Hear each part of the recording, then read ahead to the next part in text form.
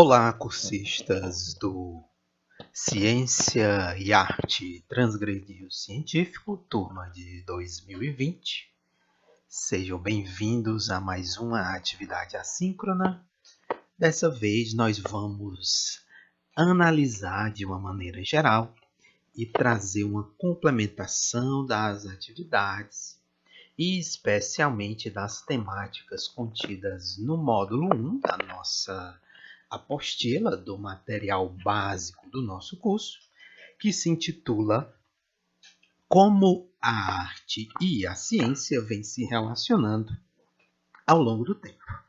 Então, para a gente falar um pouquinho a respeito desses aspectos históricos, nem é necessariamente o objetivo da nossa disciplina e do módulo fazer um resgate historiográfico extenso a respeito dessa temática, mas o que nós queremos trazer para você, meu amigo e minha amiga cursista, é alguns pontos para a gente entender como se situam atualmente essas relações. Então é importante a gente iniciar falando a respeito do passado, especialmente aí uma representação renascentista dessa correlação,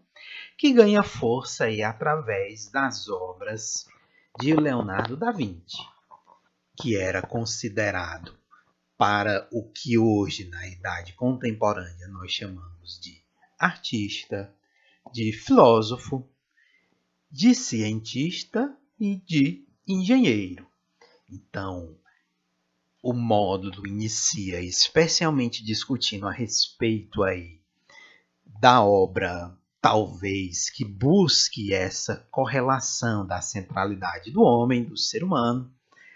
que é aí o homem vitruviano, que é uma temática muito interessante para a gente analisar. Então, aí a obra O Homem Vitruviano vem trazer esse resgate dessa correlação entre a arte e a ciência. E é claro que a obra de Leonardo da Vinci ela não se resume apenas à parte da pintura do homem vitruviano. Nós temos aí várias contribuições para outros campos. Por exemplo, é bem reconhecido aí a contribuição de Da Vinci para o campo, por exemplo, da anatomia humana e de outros animais, mas especialmente aí os seus estudos de pintura sobre a anatomia, que estão aí agregados em vários trabalhos e publicações que resgatam aí os seus cadernos anatômicos, como é o caso dessa representação publicada pela editora Atelier Editorial, com a tradução do Pedro Carlos Piantino Lemos. Além dessa área, é claro que outra contribuição bem divulgada da obra de Leonardo da Vinci são os seus estudos e as suas propostas do campo do que hoje nós conhecemos como engenharia, estudo das máquinas, e além de outros trabalhos reconhecidos, como as propostas dos primeiros paraquedas e também das primeiras máquinas voadoras que hoje nós conhecemos aí como aviões e helicópteros. Então veja que essas representações renascentistas que correlacionam a arte e a ciência e a partir do trabalho de Leonardo da Vinci, elas podem ser usadas aí por professores e professoras dessas áreas para contextualizar historicamente o ensino das suas áreas junto aí de uma proposta temporal. Então, se você é um professor, uma professora da área de biologia, da química, da física ou da área de ciências humanas, pode aí trabalhar junto com esse material de acordo aí com a proposta temática para os seus alunos, as suas alunas. Indo um pouco aí além do que tem no conteúdo expresso da apostila, queria trazer uma contribuição interessante que é para a gente pensar também nessa correlação ciência e arte a partir da obra aí de outro artista muito conhecido, que é o Vincent van Gogh, no qual aí represento na tela de vocês um trabalho muito conhecido dele, que é o Quarto em Arles. E essa obra tem um pano de fundo muito interessante. Quando Van Gogh ele se hospeda e passa alguns meses e anos vivendo nessa cidadezinha do sul da França, Arles, ele convida vários colegas artistas, especialmente pintores, para adentrar na sua proposta de hospedaria e ateliê coletivo, no qual aí os pintores eles seriam aí de uma maneira coletiva e comunal convidados a trabalhar dentro desse local, onde eles poderiam se influenciar mutuamente dentro desse ateliê, aprender uns com os outros, e eles poderiam viver da venda e distribuição das suas pinturas. Então, a venda financeira desse material iria servir para a compra de material e para sustento desse grupo de artistas. Então, a pintura dessa representação do quarto em Arles representa não apenas aí a proposta do quarto da hospedaria do próprio pintor, mas também aí sua tentativa de convencer outros colegas a integrarem aí essa sua proposta coletiva. Com o passar do tempo, essa proposta aí ficou conhecida através do trabalho de Martin Bainer, através da denominação de Estúdio do Sul, Studio of the South, no original do autor. O único colega que aceitou essa proposta van Goghiana foi o seu confrade Paul Gauguin, que inclusive fez aí algumas representações dentro desse período, lá no final do século XIX, da sua estadia, e fez aí uma representação que aparece na tela de vocês, de Van Gogh, o seu colega, pintando aí os girassóis, uma obra de natureza morta, com características específicas da utilização do trabalho van Goghiano. E, por sua vez, os girassóis foram também utilizadas aí uma série de pinturas feitas pelo próprio Van Gogh para recepcionar em Arles o seu amigo Paul Gauguin. É claro que essa história não se desenvolveu, porque um pouco depois aí desse período, após aí algumas semanas de estadia de Paul Gauguin na confraria elaborada por Van Gogh, eles se desentenderam e culminou aí com o trágico incidente do corte da orelha do pintor Van Gogh. Mas, indo além dessa perspectiva, o que nos interessa aqui é correlacionar, pensar, criar características e artefatos que possam servir aí para que a gente possa refletir, cada um a partir do seu ponto de vista, sobre essa relação entre arte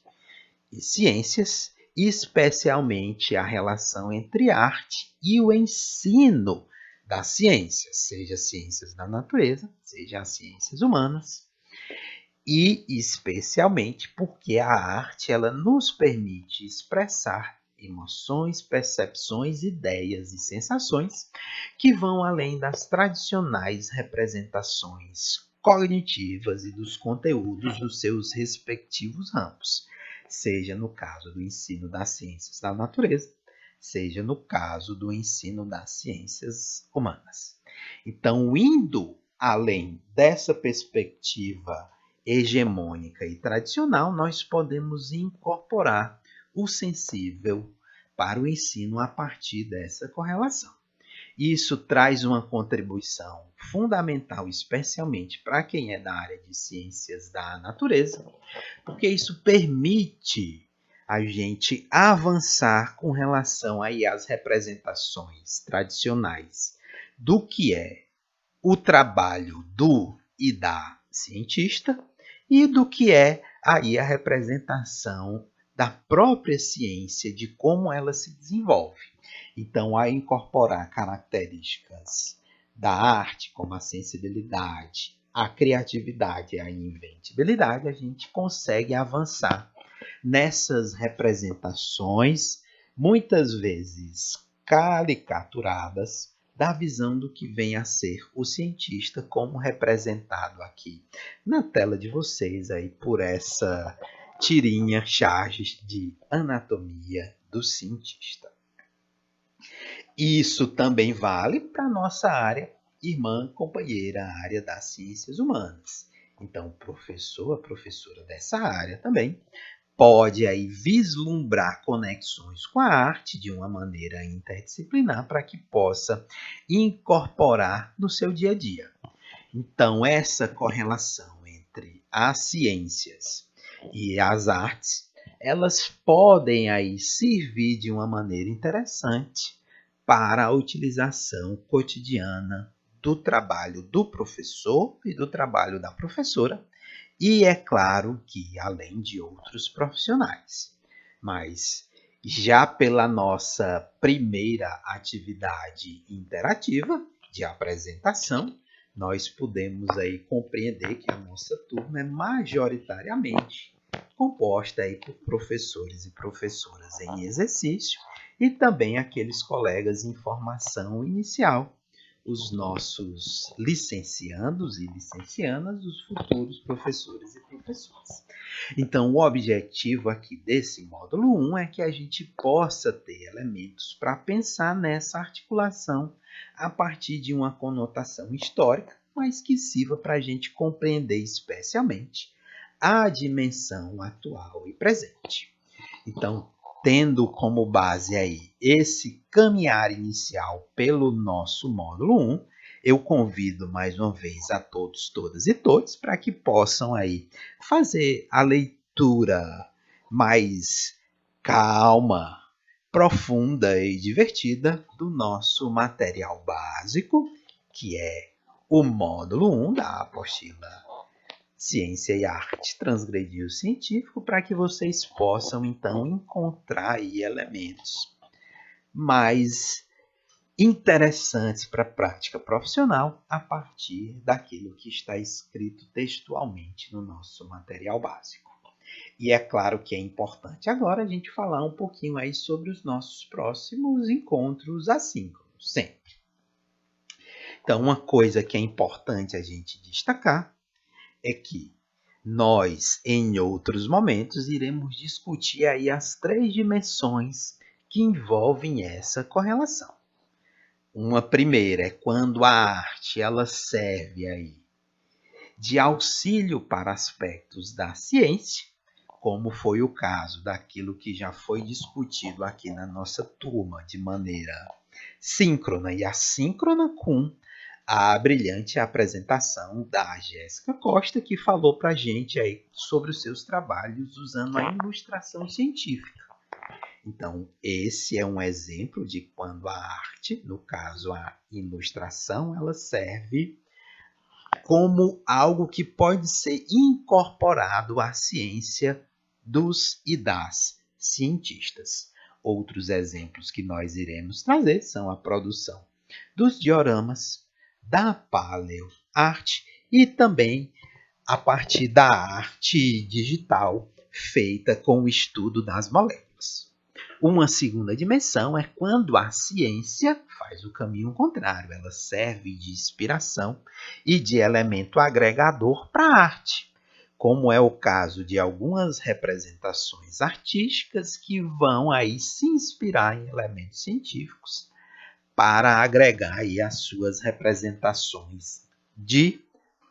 artistas eminentemente numa visão sensível a respeito do mundo. E, por fim, nós teremos aí, analisando também uma terceira dimensão, que é a chamada Sci-Art, onde essas fronteiras entre a ciência e a arte, elas não são claramente delimitadas. Elas são rompidas de uma maneira drástica pelo trabalho